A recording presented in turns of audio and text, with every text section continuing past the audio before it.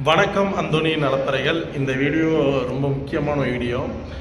நம்ம லைஃப்பில் ஏகப்பட்ட பிரச்சனைகளுக்கு அப்புறம் ஏகப்பட்ட சம்பவத்துக்கு அப்புறம் உங்கள் மீனவன், அதாவது உங்கள் மீனவன் அண்ணன் கிங்ஸ்டன் தனியாக அவர் சொந்த முயற்சியில் தனியாக ஒரு கடை ஓப்பன் பண்ணுறாரு நம்ம ஈரோட்டில். உங்கள் மீனவன் கடை ரொம்ப காலங்களுக்கு அப்புறம் பொறுமையாக யோசித்து நின்று நிதானமாக ஒரு கடை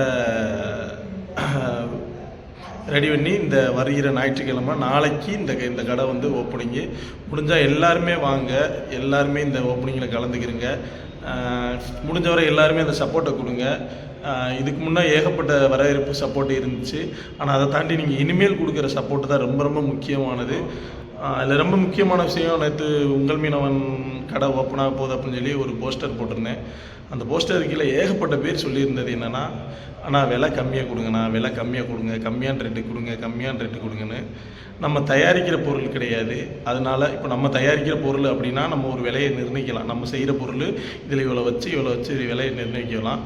இது கடலில் போய் மீன் பிடிச்சிட்டு வர்றது, மீன் பிடிச்சிட்டு ஓப்பனில் ஏலம் போடுவாங்க. அதாவது ஒரு 10 வியாபாரியிலேருந்து 100 வியாபாரி 1000 வியாபாரி வரைக்கும் அந்த இடத்துல நிற்பாங்க. ஒரு மீன் கண்ணை கவர்ற மாதிரி. அதாவது ஒரு கடைக்காரியில் 10 வகையான தொழில் அமைப்பு இருக்கும். 10 நாள் கழிச்சு வர்ற போட்டு இருக்கும், 5 நாள் கழிச்சு வர்ற போட்டு இருக்கும், 3 நாள் கழிச்சு வர்ற போட்டு இருக்கும், 2 நாள் கழிச்சு வர்ற போட்டு இருக்கும், 1 நாள் கழிச்சு வர்ற போட்டு இருக்கும். இப்படி ஒவ்வொரு கடை இது நீங்கள் முதல்ல மக்கள் தெரிஞ்சுக்கிறணும். அதுக்காக இந்த விஷயத்த சொல்கிறேன். இப்படி ஒவ்வொன்றுமே ஒவ்வொரு நாள் கழிச்சு வர்ற போட்டுகள் இருக்கும். எப்படி சொல்கிறது, இந்த ஒரு நாள் வர்ற மீன் இப்போ ஒரு 50 வியாபாரி நிற்பாங்க. ஆனால் இந்த ஒரு நாள் மீன் வர்றதை கொண்டு ஏலக்கடையில் தட்டிட்டாங்கன்னா மொச்ச மாதிரி மொச்சிடுவாங்க. ஏன்னா அந்த ஃப்ரெஷ்ஷான மீனுக்கு அவ்வளோ மதிப்பு.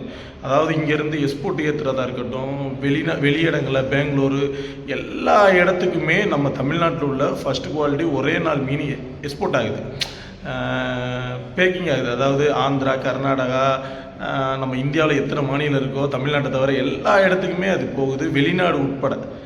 ஏன் தமிழ்நாடு தவிர அப்படின்னு சொல்கிறேன்னா, நம்ம மட்டும்தான் இந்த விலையை பற்றியே பேசிக்கிட்டு இருக்கோம். இன்னை வரைக்கும் விலையை பற்றியே பேசிக்கிட்டு இருந்து உண்மையாக ஒரு ஒரிஜினலாக தரமான குவாலிட்டி கொண்டு வர்றவங்களுக்கு மதிப்பு இல்லாமல் போயிடுது.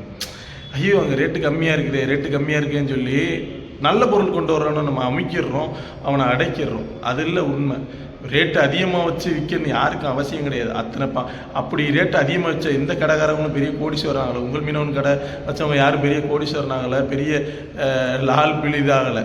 தெரியாது. மற்ற கடைகள் வச்சவங்களே இப்போ நீங்கள் சும்மா ஒரு பிரியாணி கடையோ ஒரு துணி கடையோ வச்சவங்களாம் பெரிய லெவலில் போயிருக்காங்க. உங்கள் மீனவன் கடை வச்சவங்க அப்படி ரேட்டு அதிகமாக வச்சுலாம் பெரிய இதெல்லாம் ஆகலை. காரணம் என்னென்னா, அவங்க நல்ல மீன் கொடுக்குறாங்க. முடிஞ்சவரை மக்களுக்கு நல்ல மீன் கொடுக்கணும் அப்படின்றதான் அவங்களுடைய நோக்கமும் உங்கள் மீனவனுடைய நோக்கமும். அந்த நோக்கம்தான் அது. இப்போ இந்த ஒரு கடைக்காரில் நல்ல மீன் ஃப்ரெஷ் ஒரு நாள் மீனுக்கு ஒரு உதாரணத்தை சொல்கிறேன். ஒரு மீன் 300 போகிற மீன் ஒரே நாளில் வருதுன்னா அது ஒரு 50 ரூபா கூட வைக்கும், 350 போகும். அதே மீன் 2 நாள் மீன் வரும்போது 300 போகும். 5 நாள் மீன் அதே மீன் வரும்போது 250 போகும். 10 நாள் மீன் வரும்போது 150 தான் போகும். அப்போ இந்த 150 மீனை எடுத்துகிட்டு உங்களுக்கு 250 கொடுத்துட்டா பேர் வாங்கிட்டு போயிடலாம். என்ன பேர், ரேட்டு கம்மியாக இருக்குன்ற பேர் வாங்கிட்டு வரலாம். ஆனால் அந்த மீனை நம்ம மனசாட்சி இல்லாமல் நம்மளுக்கு தண்ணி தெரிஞ்சு இது ஃப்ரெஷ்ஷான மீன், குவாலிட்டி தரமான மீன் சொல்லி விற்க முடியாது. அது பொய் சொல்லி விற்கிறதுக்கு சமம். விஷயம் என்னென்னா, அந்த ஒரு நாள் மீனை நீங்கள் பேசத்தான் செய்வீங்க, விலை கூட இருக்குன்னு. ஒன்றே ஒன்று சொல்லிக்கிறேன், ஃப்ரெஷ்ஷான மீன் உங்கள் பிள்ளைகளுக்கு கொடுக்கணும், தரமான மீன் கொடுக்கணும், குவாலிட்டியான மீன் கொடுக்கணும்னா கண்டிப்பாக விலையை பார்க்காதீங்க. விலையை பார்த்து தான் தமிழ்நாட்டில் இன்றைக்கி எல்லா மாநிலங்களை விடையும் ஹாஸ்பிட்டலில் அதிகமாக கூட்டம் இருக்கிற ஒரே மாநிலம் தமிழ்நாடு மட்டும்தான். எந்த ஒரு சின்ன ஆஸ்பத்திரி வச்சாலும் அதில் ஃபுல்லாக தான் கூட்டம் நிற்கி, பெரிய ஆஸ்பத்திரி வச்சாலும் அதில் ஃபுல்லாக தான் கூட்டம் நிற்கி. அதுக்கு என்ன காரணம்னா, நம்ம சாப்பிட்ற பொருளை மட்டும்தான் விலையை பார்க்குறோம். நம்ம ஆடம்பரமாக போடுற ட்ரெஸ்ஸில் விலையை பார்க்குறதில்ல, செருப்புலட்ட விலையை பார்க்குறதில்ல, நம்ம போடுற நகை நட்டு எல்லாமே தமிச்சு வச்சுருக்கோம். நம்ம நல்ல லைஃப் வாழ்கிறதுக்கு எல்லாமே நம்ம தமிழ்நாட்டுக்காரங்கள்ட்ட இருக்குது. ஆனால் சாப்பிட்றதுல மட்டும் விலையை பார்த்து கணக்கு பார்த்து நம்ம ஹாஸ்பிட்டலில் எல்லாத்தையும் கொடுக்குறோம். இது நல்லா நீங்கள் சிந்திச்சு பார்க்கணும். எதுக்கு இப்போ நான் இந்த விஷயத்தை உங்கள்கிட்ட சொல்கிறேன்னா, எல்லாருமே விலை அதிகமாக இருக்குன்னா ஒரு 10 பேர் போட்டி ஓட்டி எடுக்கிறத நம்ம கம்மியான ரேட்டுக்கு எடுத்துடலாம். 100 பேர் போட்டி ஓட்டி எடுக்கிறத கம்மியான ரேட்டுக்கு எடுக்க முடியாது. இது ஓப்பன் ஸ்பேஸ், அதாவது ஒரு ஏலம் ஓப்பனாக விடுறது தான். அந்த ஏலத்தை எத்தனை நாங்கள் வீடியோவில் காமிச்சிருக்கோம்.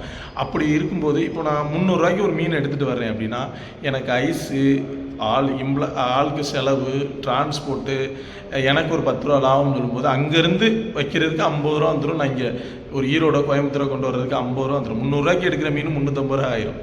அப்போ ஒரு கடைக்காரவங்க அவங்க கட்டர் சம்பளம் தனியாக ஒரு கிலோக்கு 20 ரூபா கொடுக்கணும். கட்டுற சம்பளத்துலேருந்து இது இப்போ ஒவ்வொரு ஏரியாவில் மெயினில் ஒரு கடை வாடகை எவ்வளோ இருக்குன்னு தெரியும் உங்களுக்கு. 3 பேர் வச்சு வேலை பார்க்குறாங்க, ஆள் சம்பளம், இது எல்லாம் போக ஒரு ஓனராக இருக்கிறவங்களுக்கு எவ்வளோ நிற்கின்னு நினைக்கிறீங்க? கிலோவுக்கு 20 ரூபா தான் நிற்கும், வெறும் 20 ரூபா தான் நிற்கும். இவ்வளோ பெரிய ஒரு 10 லட்ச ரூபா 10 லட்ச ரூபா முதல் போட்டவங்களுக்கு வெறும் 20 ரூபா. இப்போ இன்னைக்கு 100 கிலோ விற்கிதுன்னா அவங்களுடைய லாபம் 2000 ரூபா தான். அது அந்த சண்டே அன்னைக்கு தான் கிடைக்கும். மற்ற திங்கள், செவ்வாய், புதன், வியாழன் இதெல்லாம் வந்துக்கிட்டு 50 கிலோ விற்கும், 40 கிலோ விற்கும், 30 கிலோ விற்கும். அன்னைக்கு வந்துக்கிட்டு ஒன்றுமே கிடைக்காது. 400 ரூபா 500 ரூபாய்க்கு கடையை ஓட்டிக்கிட்டு கரண்ட் பில் ஓட்டிக்கிட்டு ஒரு கடை பிரான்ச்சைஸ் வச்சு ஒரு ஓனராக அவங்க எல்லாமே பண்ணினவங்களுக்கு தான் தெரியும். ஒரு மக்களாக நம்ம ஈஸியாக சொல்லிட்டு போயிடுறோம், விலை கூட இருக்குன்னு. தரமான பொருள் கொடுக்குறவங்களுக்கு சப்போர்ட் பண்ணுங்கள். அப்போனா தான் நம்ம தமிழ்நாடு ரொம்ப செழிப்பாகும். இன்றைக்கி ஆஸ்பத்திரியும் ஒவ்வொரு ஊர்லேயும் ஒரு ஆஸ்பத்திரி இன்றைக்கி பெரிய பெரிய பில்டிங்கில் கட்டுறான், பெரிய பெரிய இதில் கட்டுறான்னா காரணம் நம்ம ஆஸ்பத்திரிக்கு யோசிக்காமல் காசு கொடுக்குறோம். ஆனால் ஆஸ்பத்திரிக்கு நம்ம ஏன் போகிறோம், என்ன காரணத்துக்கு போகிறோம்? நம்ம உணவு தான் பிரச்சனை அப்படின்னா நம்ம சாப்பிட்ற பொருளை ரேட்டை பார்க்குறோம். நல்ல பொருளை கொடுக்குறதுக்கு உங்கள் மீனவன் வந்திருக்காங்க ஈரோட்டில். முடிஞ்சால் சப்போர்ட் பண்ணுங்கள், முடிஞ்சவரை சப்போர்ட் பண்ணுங்கள். எல்லா இடத்துலையுமே நம்ம வருவார். அதாவது நாங்களும் எவ்வளோதான் இப்போ எங்களுக்கே தெரியும் விலை கூட இருக்குது அப்படின்னு சொல்லி ஒரு விமர்சனம் வருது அப்படின்னு. அப்போ எங்களுக்கு தோணாதா மக்களுக்கு இந்த விலையை கம்மியாக கொடுப்போம், அப்போ நிறைய லாபம் பார்க்கணுமா? அப்படி கிடையாது, முடியலை. நல்ல மீன் அப்போனா நம்ம மாற்றணும். கேரளா மீனை இறக்கணும், ஆந்திரா மீனை இறக்கணும், பெங்களூர் மீனை இறக்கணும். இப்படி ஒவ்வொரு மாநிலத்திலேருந்து இறக்கணும்னா நம்ம கம்மியான ரேட்டு கொடுத்துடலாம். சின்ன உதாரணத்துக்கு உங்களுக்கு சொல்கிறேன், ஓப்பனாக இது ஒரு சொல்லக்கூடாது, ஆனால் நான் சொல்கிறேன் மக்களுக்கு இது தெரிஞ்சுக்கிறதுக்காண்டி சொல்கிறேன். பண்டமாற்ற பொருள்னு சொல்லி அந்த காலத்தில் பண்டமாற்ற பொருள்னு சொல்லி இருந்திருக்கு. அப்போ முதல்ல கதை சொல்லுவாங்க. ஆனால் இப்போ நான் லைவாக நிறைய பண்டமாற்ற பொருள் பார்த்துருக்கேன். அதாவது கேரளாவிலேருந்து ஒரு வண்டியை ஃபுல் பண்ணிவிட்டு வந்து நம்ம தமிழ்நாட்டில் இறக்கிட்டு தமிழ்நாட்டில் உள்ள மீனை எடுத்து வண்டியை ஃபுல் பண்ணிவிட்டு கேரளா கொண்டு போகிறாங்க. இது எப்படின்னா உங்களுக்கு சொல்கிறீங்க, எனக்கு கேரளாவிலேருந்து எடுத்துகிட்டு வர்ற மீன் 100 ரூபா. இப்போ ஒரு சங்கரா இருக்குது, ஒரு அயிலை மீன் இருக்குன்னா அயிலை கேரளாவிலேருந்து வெறும் 50 ரூபாய்க்கு எடுத்துகிட்டு வந்து எங்கள் ஊரில் வந்து இறக்கிடுவாங்க. அதாவது எங்கள் ஊருன்னு சொல்லலை, நம்ம தமிழ்நாட்டில் வந்து இறக்கிடுவாங்க. நம்ம தமிழ்நாட்டில் இருந்து அதே அயிலையை 250 ரூபாய்க்கு எடுத்துகிட்டு போவாங்க. என்னடா வெறும் 50 ரூபா அதே அயில தானே கொண்டு வர்றாங்க, 50 ரூபாய்க்கு இறக்கிட்டு அதே போகிற 250 ரூபாய்க்கு எடுத்துகிட்டு போகிறாங்க அப்படின்னு நீங்கள் யோசிப்பீங்க.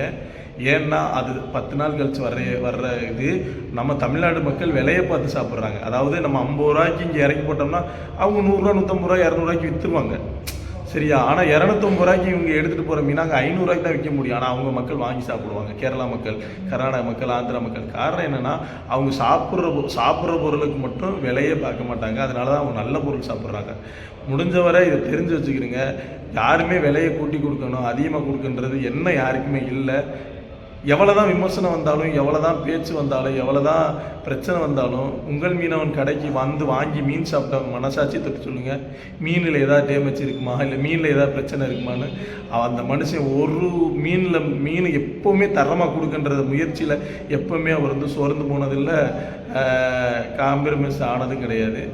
எவ்வளோ விமர்சனங்கள் வந்தாலும், விலை அதிகம்னு சொல்லி சொன்னாலும் அவர் தரமான மீன், குவாலிட்டியான மீன் கொடுக்குறத எப்போவுமே சோட போக மாட்டார். முடிஞ்சவரை நம்ம விலையை, அதாவது இப்போ வந்துட்டு 100 ரூபாய்க்கு மீன் இருக்குது, யார் ஒரு பிம்ப மாதிரி கட்டி வச்சிட்டாங்க. உங்கள் மீன் முன்னாடியில் 100 ரூபாய்க்கு மீன் இருக்குது, 150 ரூபாய்க்கு மீன் இருக்குது, 200 ரூபாய்க்கு மீன் இருக்குது, 250 ரூபாய்க்கு மீன் இருக்குது, 300 ரூபாய்க்கு மீன் இருக்குது, 400 ரூபாய்க்கு மீன் இருக்குது. கடலில் 50 வகையான மீனை கொண்டு வந்து இறக்குறோம். எல்லா தரப்பினரும் சாப்பிட்ற மாதிரி மீன் இருக்குது. 100 ரூபா கஷ்டப்பட்டவங்க 100 ரூபாய்க்கு வந்து பர்ச்சேஸ் பண்ணிட்டு போகலாம். நல்ல மீன் சாப்பிடணும், நம்ம பிள்ளைகளுக்கு நல்லா கொடுக்கணும், பணம் எப்போமா சம்பாதிச்சிக்கலாம் அப்படின்னு நினைக்கிறவங்களும் 1000 ரூபாய்க்கு மீன் வாங்கி சாப்பிட்டுட்டு போகிறாங்க. எல்லா ரேட்லேயுமே நம்மள்ட்ட மீன் இருக்குது. ஆனால் எல்லாமே ஃபஸ்ட்டு குவாலிட்டியில் இருக்குது. அதை மட்டும் நல்லா தெரிஞ்சுக்கிறீங்க. உண்மையிலே இந்த வீடியோ மூலியமாக உங்களுக்கு நிறைய விஷயங்கள் சொல்லணும்னு நினச்சேன், அதனால் இது சொல்லியிருக்கேன். முடிஞ்ச வரை இந்த வீடியோ பார்த்துட்டு உங்கள் ஃப்ரெண்ட்ஸுகளுக்கு ஷேர் பண்ணுங்கள். எல்லோரும் ஈரோடு மக்கள் இருந்தீங்கன்னா சப்போர்ட் பண்ணுங்கள். வாங்க, நம்ம இதுக்கு முன்னே ஈரோட்டில் உங்கள் மீனவன் கடை எங்கே இருந்துச்சோ அதுக்கு பக்கத்துலேயே தான் போட்டிருக்கு. நீங்கள் வந்தீங்கன்னா அது உடனே தெரிஞ்சிடும். முடிஞ்சவரை சப்போர்ட் பண்ணுங்கள், நல்ல மீனுக்கு ஆதரவு கொடுங்க. முடிஞ்சவரை தமிழ்நாட்டில் எல்லா மக்களும் ஆஸ்பத்திரி போகிறத தவிர்ப்போம். முடிஞ்சவரை நல்ல சாப்பாட்டுக்கு முக்கியத்துவம் கொடுத்து நல்ல சாப்பாட்டுக்கு சப்போர்ட் பண்ணுவோம். உங்கள் மீனவன் அந்த போட்டுக்கும் வீட்டுக்கும் உண்டான கான்செப்டை உங்களுக்காண்டி தான் கொண்டு வந்தார். அதை மறந்துடாதீங்க. அந்த போட்டுக்கும் வீட்டுக்கும் உண்டான கான்செப்டுக்கு சப்போர்ட் பண்ணி இதுக்கு சப்போர்ட் பண்ணுங்க. அடுத்தடுத்த தரமான மீன், குவாலிட்டியான மீன் நீங்கள் சாப்பிட்லாம். உங்கள் குழந்தைகளுக்கு தைரியமாக கடல் மீன் கொடுக்கலாம். கடல் மீனில் ஏகப்பட்ட நன்மைகள் இருக்குது. அது ஒரு மீனவர்கள் மட்டுமே அனுபவிக்கணும் அவசியமே கிடையாது. எல்லா கடலே இல்லாதவங்களும் அனுபவிக்கணும். அந்த ஏகப்பட்ட நன்மைகள் ஃப்ரெஷ்ஷான மீன் சாப்பிடும்போது மட்டும்தான் சேரும். அதாவது நம்மளுக்கு எல்லாருமே யோசிக்கிறது, இதிலேருந்து வர்ற கெட்டது பிரச்சனை இல்லை, ஆனால் இதில் நல்லது இருக்கோ இல்லை, எனக்கு கெட்டது இருக்கக்கூடாதுன்னு யோசிக்காங்க. ஆனால் நான் என்ன சொல்கிறேன்னா, அதில் இருக்கிற நல்லதை பலனை அனுபவிங்க. அப்போ தான் நம்மளுக்கு உடம்புக்கு ஆரோக்கியம், எந்த பிரச்சனையும் வராது, நோய் எதிர்ப்பு சக்தி இருக்கும், ஏகப்பட்ட நன்மைகள் இருக்குது. முடிஞ்ச வரை சப்போர்ட் பண்ணி கொண்டு வாங்க. விலை அதிகம்னு கமெண்ட்டை சும்மா ஏதோ ஏனதானன்னு போடாதீங்க. வந்து வாங்கி சாப்பிட்டுட்டு இருக்குப்பா, இந்த விலைக்கு தக்க அந்த பொருள் ஒருத்தர் இருக்குப்பான்னு உங்களுக்கு புரியும். எங்கள்கிட்ட மீன் வாங்கி சாப்பிட்டவங்க யாருமே விலை அதிகம் சொன்னது கிடையாது. இன்னொரு ஆள் சொல்கிறத கேட்டு யாருமே இருக்காதீங்க. நீங்கள் நேரடியாக கடைக்கு வந்து விசிட் பண்ணி மீனை பார்த்துட்டு அந்த மீனை சாப்பிட்டு பார்த்துட்டு உங்களோட விமர்சனத்தை ஆனஸ்ட்டாக கொடுங்க. மனப்பூர்வமாக ஏற்றுக்கிறோம். டாடா பாய்.